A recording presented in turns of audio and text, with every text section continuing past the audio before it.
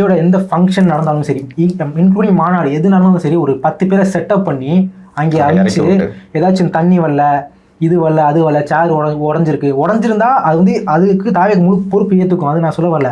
But ஆனால் இவங்கள நடக்காத ஒன்று நடந்த மாதிரி ஒரு 10 பேரை விட்டு 10 சேனல்ஸ் வந்து பேட்டி கொடுக்க வைக்கிறது. ஸோ இது வந்து முன்னாடி அவர் கட்சி ஆரம்பிச்சிலேருந்து இப்போ வரைக்கும் நடந்துகிட்டே இருந்துச்சு. பட் இந்த ஆஃப்டர் கரூர் சம்பவம் பார்த்தீங்கன்னா ஹோல் சோஷியல் மீடியா எல்லாத்தையுமே இவருக்கு ஆப்போசிட்டாக இறக்கி விட்றாங்க. பட் அந்த நரேட்டிவ் பார்த்தீங்கன்னா சுத்தமாக மக்கள் மனதில் எடுப்பல. ஏன்னா சாமானிய மக்களுக்கு மத்தியில் இந்த சோஷியல் மீடியா நரேட்டிவாக இருக்கட்டும் சரி, இந்த டிஜிட்டல் மீடியா நரேட்டிவாக இருக்கட்டும் சரி, சுத்தமாக செட்டே ஆகாது. அவங்க வந்து ஏற்றுக்கவே மாட்டாங்க. ஏன்னா அவங்களுக்கு வந்து யார் உண்மையாக நடந்துக்கிறா, யார் வந்து போலியா இருக்கிறான்னு சொல்லிட்டு தெளிவாக தெரியும். ஏன்னா இந்த கரூர் துயர சம்பவம் நடந்தது பார்த்தீங்கன்னா விஜய் அவர்களுக்கோ கட்சியினர்களுக்கோ இப்போ சாமானிய மக்கள் எல்லாருக்குமே ஒரு வாரம் தூக்கங்கிறது ஒழுங்கா சாப்பிட முடியுது நினப்பாவே இருந்துச்சு. இன்க்ளூடிங் எல்லாருக்குமே அப்படிதான் இருந்துச்சு.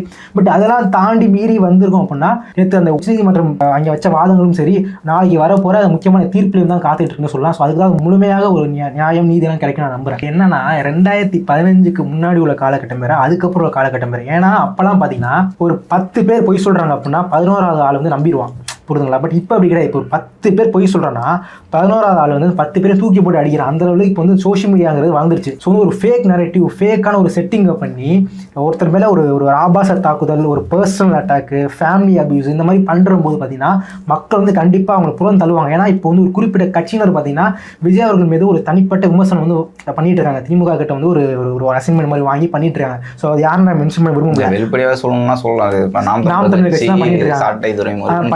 சீமான் அவர்கள் பேசக்கூடிய பேச்சுக்கலாம் அப்படிதான் நமக்கு. இது இல்லாம நான் யார் வந்து ஒரு மூத்த பத்திரிகையாளர், அவங்க ஒரு ட்ரஸ்டபிள் சோர்ஸா இருப்பாங்க, மக்களுக்கு வந்து நடுநிலையா இருப்பாங்க அப்படி நான் நினைச்சேனோ அவங்க எல்லாருமே விஜய்க்கு ஆப்போசிட்டா விஜய் இப்ப கட்சி ஆரம்பிச்சாரு அப்ப மாறுறாங்க. ஏன் அப்படின்னு சொல்றேன் பாத்தீங்கன்னா லைக் ஃபேக் நரேட்டிவ்ஸ் வந்து இதை தெளிவா தெரியும். என்னன்னா பஸ்ல போறாரு, ஸோ பஸ்ஸுக்குள்ள ஷூட்டிங் எடுத்துட்டு இருக்காங்க. பஸ்ஸுக்கு வெளியே 33 ட்ரோன் கேமரா பறக்குது, வெளியில ஜனநாயகன் படத்தோட கிளைமேக்ஸ் ஷூட் எடுத்துட்டு இருக்காங்க அப்படின்னு சொல்றாங்க. இது வந்து இல்லை என்ன ஒரு உண்மைத்தன்மை இருக்குன்னு சுத்தமா தெரியல. ஏன் இப்படி சொல்றாங்கன்னு புரியல. ஏன்னா ஜனநாயகன் படம் முடிஞ்சு போஸ்ட் ப்ரொடக்ஷன்லாம் முடிஞ்சு பொங்கல் வந்து இப்போ ரிலீஸ் ஆக போகுது. ஸோ இப்போ வந்து அவங்க எடுக்கிறது வாய்ப்பே கிடையாது. சினிமா இருக்கவங்க தெரியும், மீடியாவில் இருக்கவங்க தெரியும், சினிமா கேமரா வந்து எவ்வளோ ஹை ரெசல்யூஷனில் இருக்கும். சினிமா ஒரு ட்ரோன் யூஸ் பண்ணுறாங்க, அது நார்மல் ரெகுலர் ட்ரோன் யூஸ் பண்ண மாட்டாங்க. ஃபுல்லாக சினிமாட்டிக் ட்ரோன் கேமராவே இந்த ட்ரோன் வந்து மவுண்ட் பண்ணியிருப்பாங்க, அந்த அளவுக்கானது. பட் இங்கே இடத்துல இங்கே இடத்துல நார்மல் ட்ரோன் கேமராஸ் தான் எடுத்துருக்காங்க ஃபுல்லாமே, புரிஞ்சுங்களா? ஸோ இந்த சினிமா ஷூட்டிங் எடுத்தாங்கிறது ஒரு ஃபேக்கான நியூஸ், ஃபேக்கான நரேட்டிவ்.